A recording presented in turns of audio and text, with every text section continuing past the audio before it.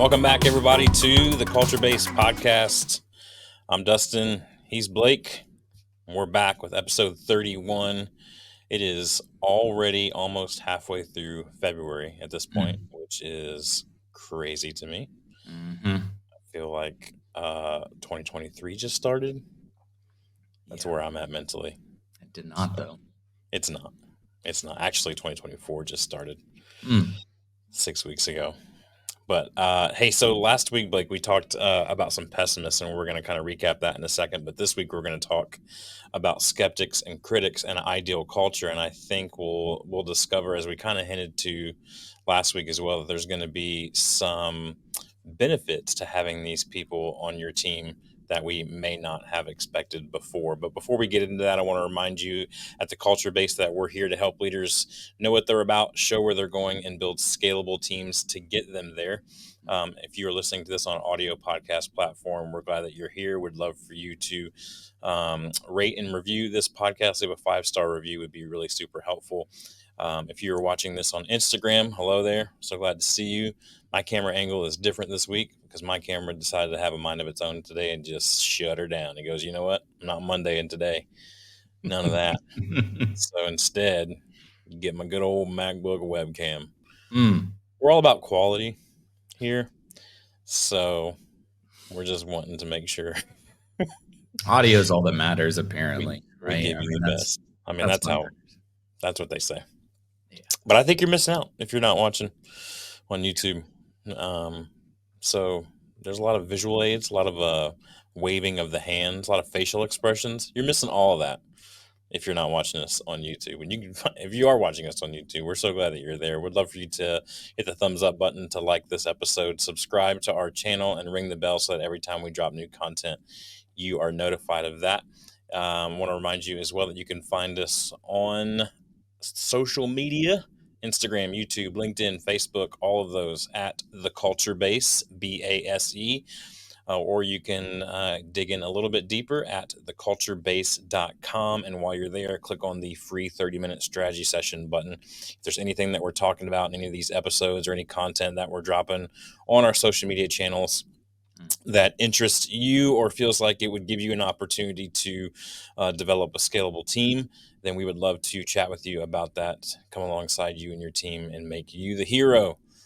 All right, let's get into today's episode, Skeptics and Critics and Ideal Culture. Blake, many of us spend a good amount of energy dodging negative people. I know I do, mostly because I historically have been a negative person and many people try to dodge me. I'm just kidding. That's mostly true. I'm just being vulnerable today. But including skeptics and critics, we try to dodge those people, I think, a lot of times in our life and in our workplace. But in a world where things are constantly evolving and standards are changing, why would we not pause for a moment to exercise some healthy questions? I think it's worth asking that question to ourselves. So last week, Blake, we talked about pessimism. I don't know why I struggle so hard to say that, but I'm going to try to be optimistic about it. You see what I did there? Okay. We're having a good time. Last week, we discussed pessimism, and that is a tendency to see the worst aspect of things or believe that the worst will happen. It's a lack of hope or confidence in the future. And so if you missed that episode, that would be episode 30. Would encourage you to go back and listen to that before we dive in too deep today, because we're going to kind of play off a little bit of the things that we talked about last week. But going into this week, I thought it would be apropos. Whoa. Like that? Of us to kind of define what the difference is between what we talked about last week of pessimists and skeptics and critics. And so skepticism is doubting the good in a situation. I put emphasis on our show notes on the word doubts because it's not believing, right? It's just a doubt. It's just a, hey, I want to raise a flag here. I'm not sure about this. Some uncertainty there, right? Whereas criticism goes a step further and verbalizes the bad in the situation, outweighing the good, and goes on and on about the bad. And so skeptics and critics, I think we all have them on our teams. They're always going to be around. And so what we want to talk about today is kind of how to identify the skeptics and critics, and then ways to harness them for good in your organization. So I was telling Blake before we got started that I ran across this news story this week from the Dallas Cowboys, which if you know me, you know how much I loathe the Dallas Cowboys. So any chance I get to criticize them, see what I said? Criticize? Mm-hmm. I'm going to use it. But actually, this is really good. So Micah Parsons, if you don't know football, he is a linebacker for the Dallas Cowboys. And like everyone else, he has a podcast too. I assume you listening to this also have a podcast, and we would love to know about it.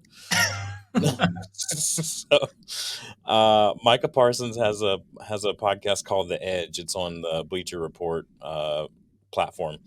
And last week during the Super Bowl week, he had one of his teammates on there, CD Lamb. Now, side note, what I love about CD Lamb, besides the fact that he won my fantasy league for me this year, is that his name is not like I always thought it was just C dot D dot, like it was just initials for something. Like his name is Charles David Lamb or something, and people just go, "Oh, just call me CD." But it's not. It's CEEDEE, which just warms my heart. That's respect. Because, right? Because when I was a kid growing up in Southeast Virginia, when we transitioned from cassette tapes into the next realm of audio listening, everyone where I grew up pronounced it CD. Very similar to the way CD Lamb CD. CD. You know what I mean? Like it's very a lot of E emphasis. CD. Anyway, that's side note. It means nothing to the story. But this is what happened. So there's an article released about this podcast episode because Micah Parsons basically says, hey, we need to work on the culture of our team if we're going to be successful going forward, which obviously was like a perk of my ear to go, oh, team culture? We talk about that on the Culture Based podcast. So I want to lean in a little bit here. And so he kind of kept it real surface level, and then about 45 minutes into the podcast or so, CD looks at him and says, well, what do you feel that we need to do as a team, as a unit? Lamb asked. You said we've got to get over this hump, so how do we do that? And Micah Parsons says this. He says, for me, we've got to establish our culture. We got to identify our captains early in the season. That stood out to me. Identify, right? He said we need to paint a better picture of who we want to be. He said we need to fix our mistakes. I want to just pause there for a second. He said paint a better picture of who we want to be and fix our mistakes. See, skeptics, as we'll discover later, Blake, they're really good at fixing mistakes, I think. Critics, not so much. He goes on to say people need to have way more accountability. I just think we let things slide too often because we know we're good. We've talked about that before too, right? Resting on our laurels, and he'll come back to talk about that here in just a second. Says the 3-year veteran has an interesting point about team captains. Head coach Mike McCarthy traditionally elects new game day captains each week during the regular season, so it's constantly changing, right?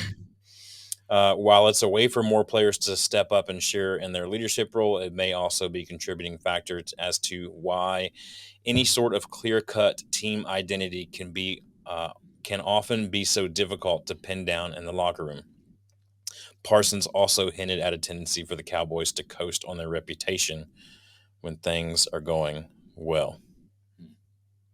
I would love your immediate response to this, Blake, in light of what we're going to talk about here today. Yeah. Yeah, there two things stood out to me. One was definitely the whole thing you were talking about, or that he mentioned about how the captains keep changing.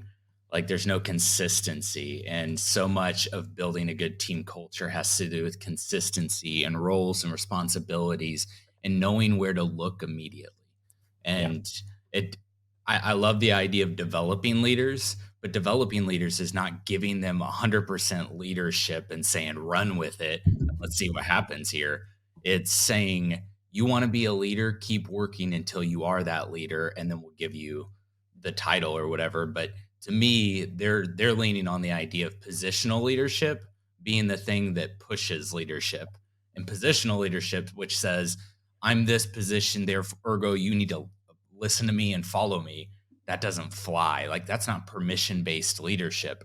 And permission-based leadership, and obviously these are John Maxwell's terms here, but position-based leadership says, hey, I want to follow that person because they've earned my trust. They've developed a rapport with me. They know how to work on me to help me get better. I want to follow them because they're working their tail off, and I want to be just like that. Right. Like, so there's so much there. But the bigger thing I think that stood out to me was, and I don't even think I've seen it until right now, that criticism and ego are hand in hand here. And that Hmm. ego and like is the thing that will define a critic because they're doing it to say something to earn a respect or a picture or a presentation of who they are. Therefore, their ego is really important. Whereas a skeptic is different, and we'll get into this more, but I think a skeptic can put ego down and care about the bigger idea, whereas the cynic says, no, I am the bigger idea. Mm, mm. That's so good. Yeah, I think we would agree that criticism is fine, right? But it's For sure. the critics that only live in a critical world, and they tend to also be pessimists. I think that we want ultimately on in our organizations, we want to surround ourselves with people who can not only identify problems but equally expound the same amount of energy to resolve them. And so today, Blake, what we're going to get into is two things. We're going to talk about how to spot skeptics and critics, and then we're going to talk about ways to empower them as well. Mm, And so, why don't you get us started, Blake, on some ways that we can start to spot some of these skeptics and critics? yeah. So, one thing I think before we even jump to those things that maybe is going to simplify the idea of critics and skeptics here is the idea of talking the talk and walking the walk. Critics just talk the talk, right? It's just the vocalizations. Criticism is just a vocalization of an idea, but critics are only about the talk. Skeptics are about the idea of taking that criticism and bringing it to something else that is walking the talk, right? And walking the walk. So, ways to spot skepticism and criticism, okay? Skeptics tend to base their belief on evidence and critical thinking. Pessimists or critics are going to focus more on negative outcomes without necessarily critically evaluating anything. So they're not thinking like what's the real evidence here? They just, again, if you think about this through the filter of ego, no, I disagree with that. No, this isn't going to work. This is why. Or they won't even have it. This is why. We tried that in the past. They'll just throw words around and phrases around that seem, and this is maybe be an evidence of critics, they talk very absolute. Hmm. Absolute, the older I get, and Dustin, I don't know if you can attest to this, the older I get, the less absolute things I think are out there. Yeah, Like there's just so much evidence of like, well, yeah, that's maybe not as black and white as I thought. Maybe this is more gray. I'm yeah. not saying that this is some postmodern perspective where I don't think there are absolutes in the world. I do. I'm just saying I think there are far less. And critics are going to only speak in absolutes because they want just this black and white world without putting any of the work in to figure out if it's a black or white thing. Yeah, I think as you were saying that, I was kind of thinking, yeah, of course, me too. I definitely feel like the older I get, the more gray things are, and you can't use phrases like always or never, kind of deal. I think though, what a mistake that we make, at least here in uh, in Western society, is that we are raised very black and white. Hmm.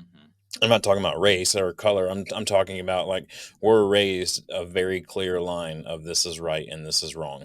Hmm. Um, and obviously, I think that that is softening a bit here, maybe even to the detriment sometimes. I'm not going to get into that, but I do think that we don't empower critical thinking enough in our kids and in the next generation, and so it's when they're faced up against these things. Oh, well, that's wrong. Well, why Hmm. is it wrong? Oh, because it just is, Mhm. you know, or that's the right way to do it. Well, why is that the right way to do it? Because that's the way I've always done it.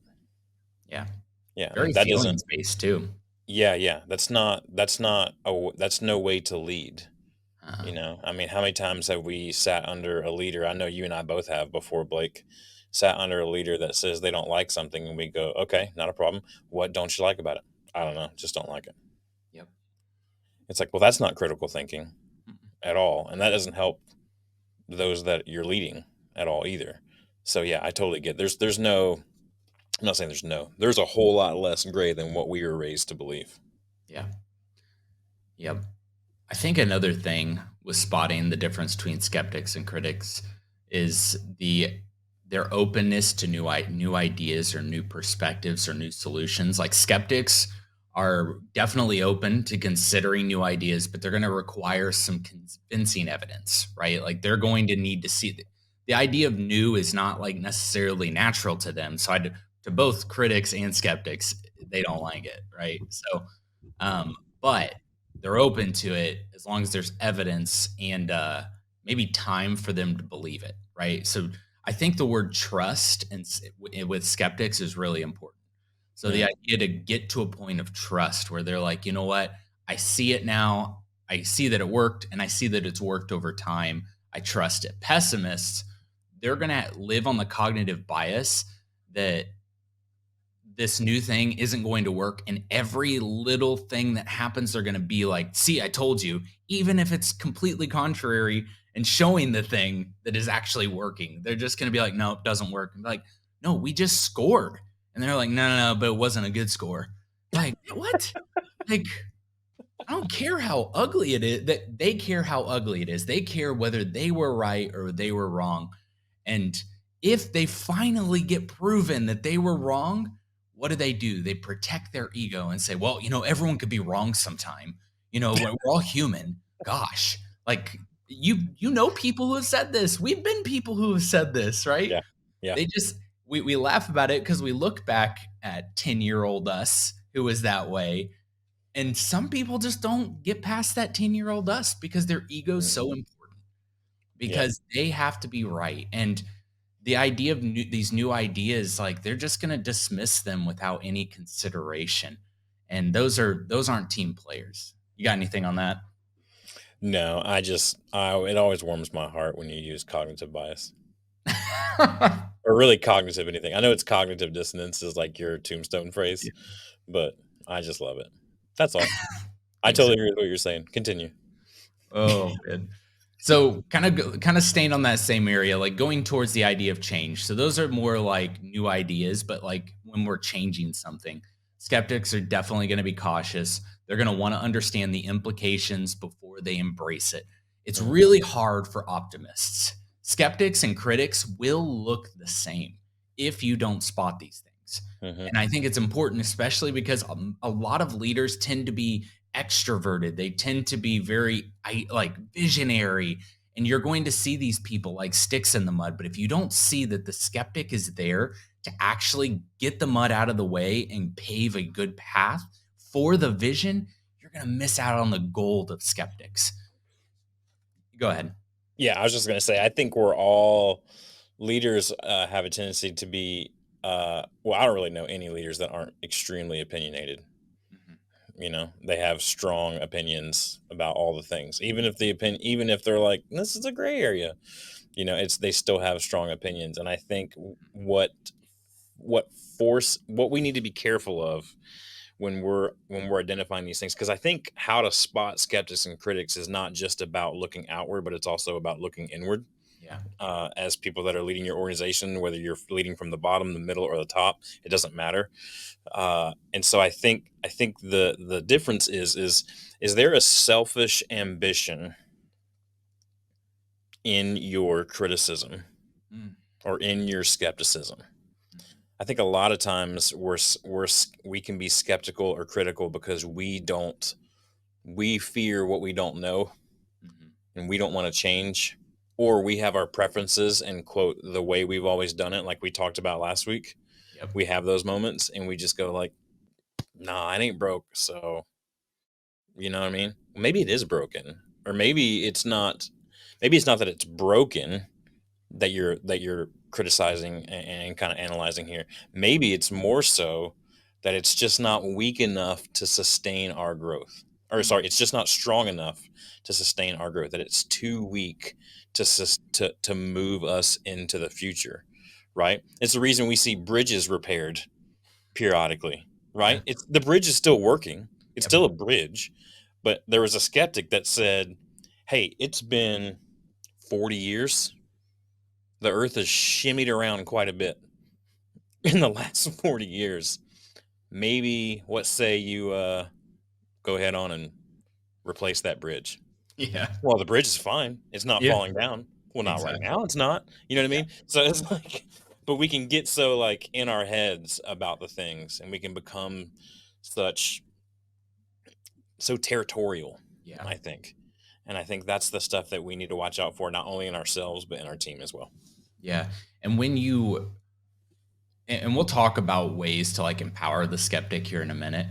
Um, but one thing I would say is they are they're going to want to understand your skeptics are going to want to understand the implications of whatever this change is going to have on them, on their communication style, on how their normal way of working is going to change. They're going to want to know these things.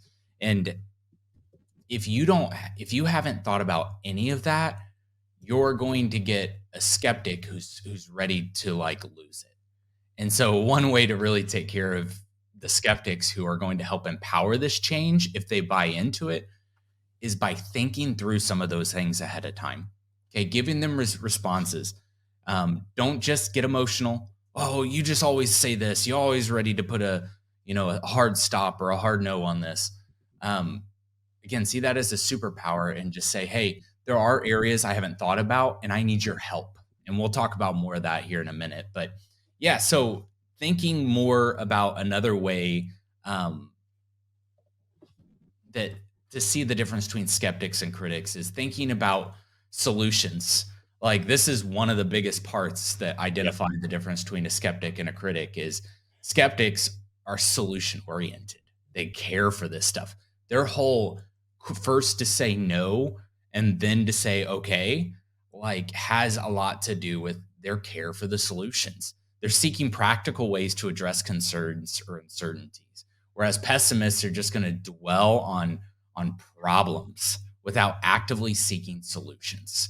Okay, so they're just going to won't work, can't happen, no way. They are um, just that fixed mindset that they see no other possibility and they believe it. I think it's we were saying earlier that this so much of a skeptic is emotional, and Mhm. so when they say no, they do believe it and they feel it hard in their soul. So when you've pushed back, they start fighting because they're in fight or flight mode at that point.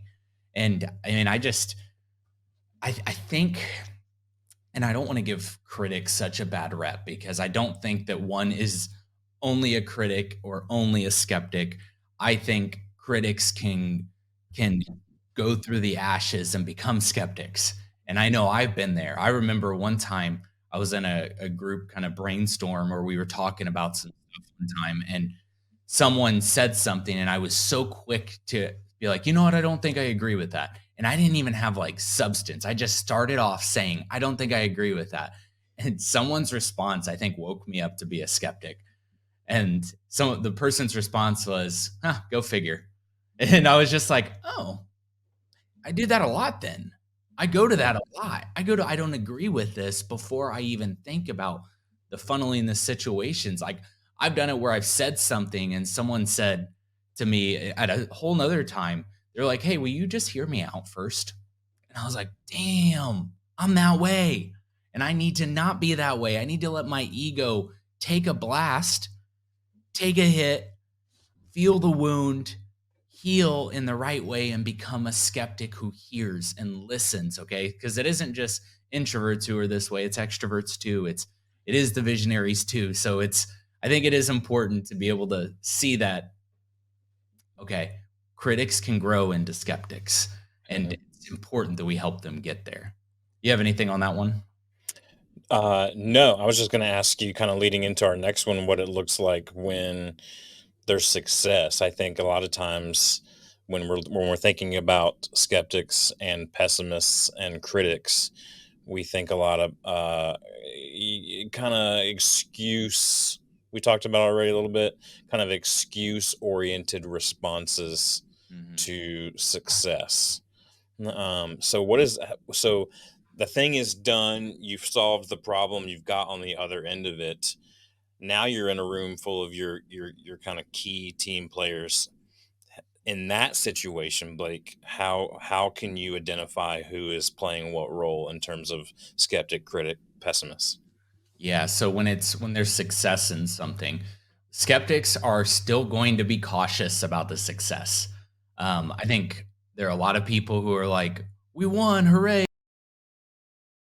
And we're just like unadulterated celebration, right? It's the Super Bowl and your party, and I think a skeptic is still going to be cautious, and they're going to still be like, considering the potential factors that contributed to Mm. it. So you're like, okay, well, why was it successful? They love the postmortem, right? Like, well, what was successful? And hey, what was still not successful in this? And I think it's good to like, No in, such thing as perfect. yeah, nothing's perfect. And I think the idea of if you're celebrating in a way that says we are perfect and we have no flaws, you're not going to get the skeptic to celebrate success with you. If Yeah, you say we're about progress, not perfection, and let's celebrate the aspects that did work pretty well, and let's learn from the things that still didn't so we can get better, right? Why did the Chiefs go back to back? I said the Chiefs. It is the Chiefs, yeah, Kansas City yeah, Chiefs.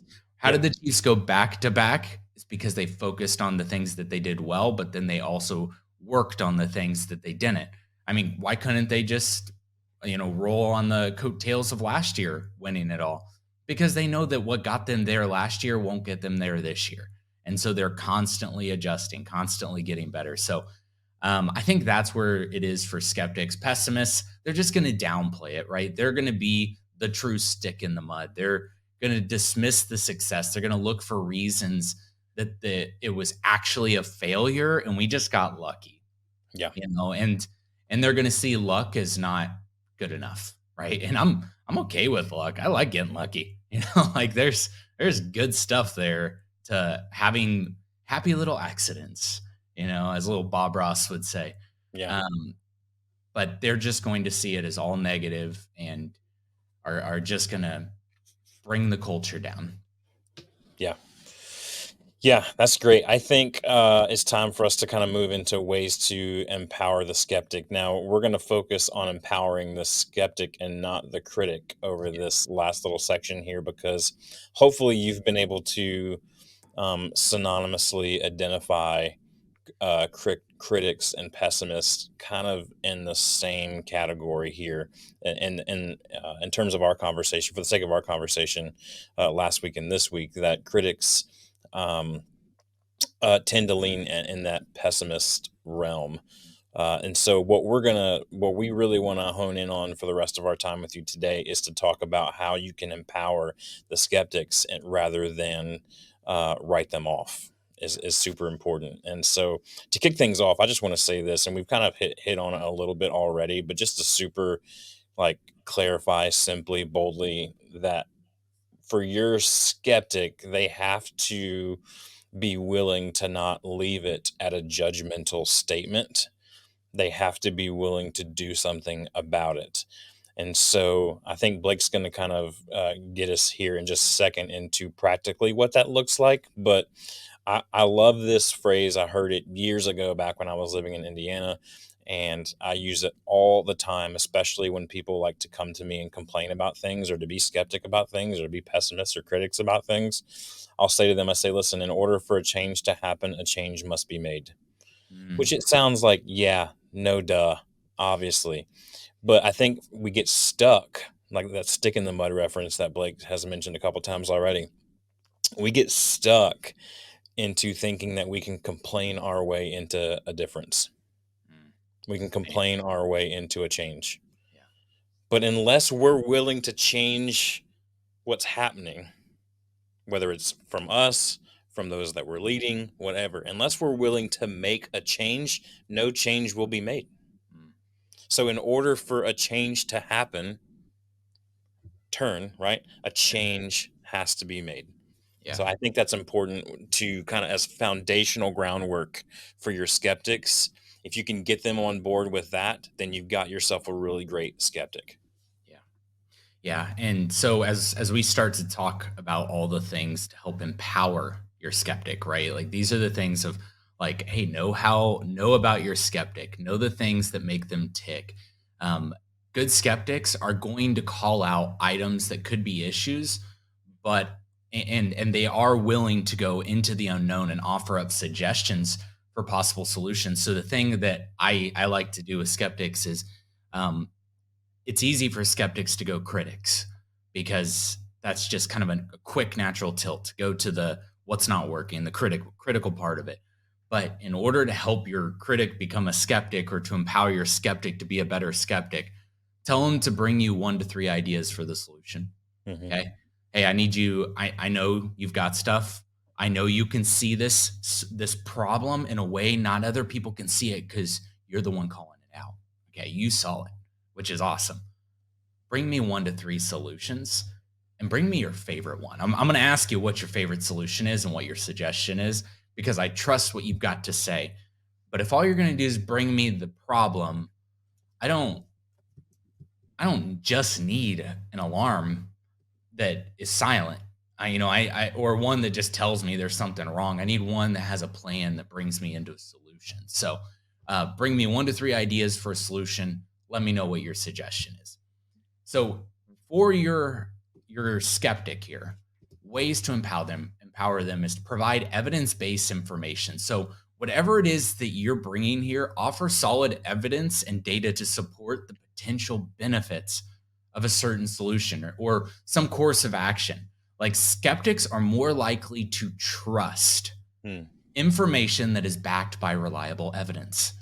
If all you're doing is coming to your skeptic with rough ideas or visionary, like pie in the sky stuff, they may not respond to it the way you need them to. Yeah. Sometimes, if you're a heavy visionary, it's important to realize that you can do a lot of harm to your team by dreaming out loud. And that sounds like that's not going to be a Dr. Seuss book ever, I promise. But there are times that, like, go find your people to dream with who Yeah. can live in both of those worlds pretty well. Heavily skeptic critic people are criticism people are going to be worn down by that information because they're trying to see how it affects them and how it affects the team and how it affects the normal wear and tear of a business.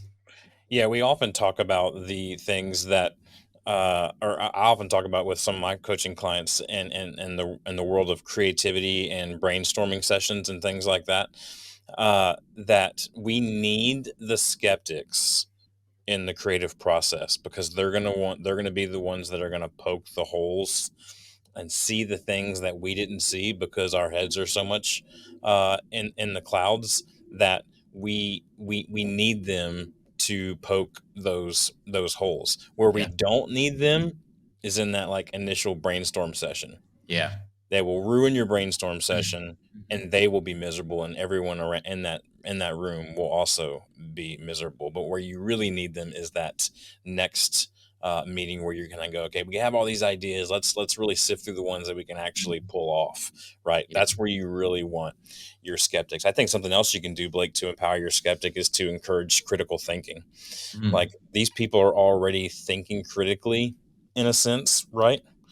So let's empower that critical thinking. Let's create this environment that celebrates critical thinking and puts that spin on it rather than one that is constantly discouraged. It's the same way we talk about failure, right? We want to celebrate an atmosphere of failure because we tried, right? If we didn't try, then there's no failure, which means there's nothing really to celebrate here.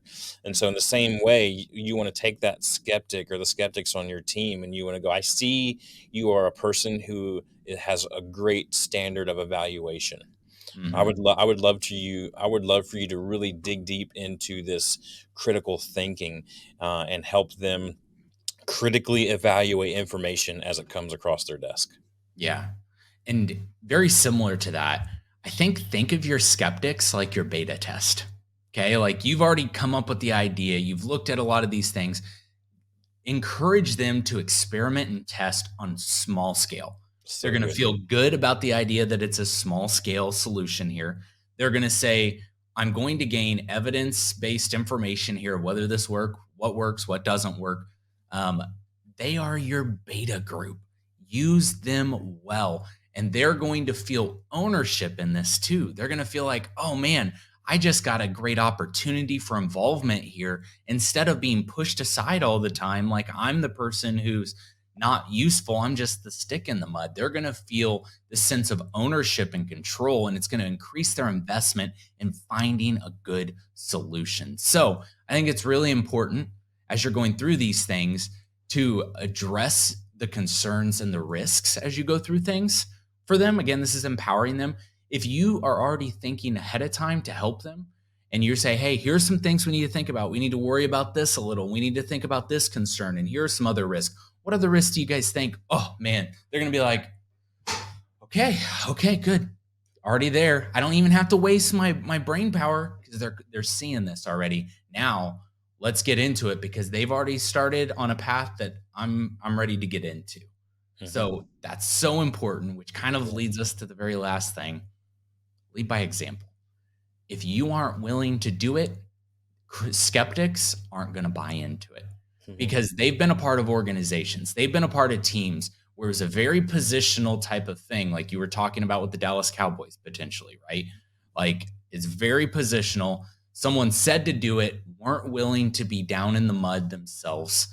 Like we need to have that whole Simon Sinek leaders eat last kind of thing. And so, Hmm. meaning you got to get down into some of the problems to show them that you're not just throwing the shit rolls downhill onto them. Okay. Yeah. Because they are the bloody knuckles, hard workers, minders and grinders. And if you just say, here's what we're going to do, and now y'all got to figure it out, good luck. Like, sure, there's great trust in your team there, but you're going to build trustworthiness with the skeptics, which trust is so important with the skeptic. Think about that word alone. Skeptic. They're skeptical. So what's the opposite? It's trust, right? The idea of trusting someone. So if you can lead by example, they're going to trust. Hmm. Man, that's so good. That's so good. That's such a powerful word to end on too. I think that trust is one of the biggest factors that will change your culture and change your ability to scale your team and scale your organization to new heights like never before. And so really, really lean into that. How can you cultivate an atmosphere of trust? Bring the skeptics in. I know it sounds backwards, but if you can harness that energy, you will build so much trust that you've never seen before. So that's our time for today. Next week, we're going to be back on episode 32. We're going to talk about defining your brand and how it's not what you think it is. Cannot Mm, wait to share that with you. Again, I want to remind you to check out theculturebase.com. Click on the free strategy session button. Anything that we're talking about, if you want to talk about your skeptics and critics and pessimists with us, we'd love to kind of help break down what that looks like for you and your organization. So go to theculturebase.com, click on the free strategy session, and let's get into it and see how we can help you build those scalable teams. Until then, we'll talk to you next time on the Culture Base podcast.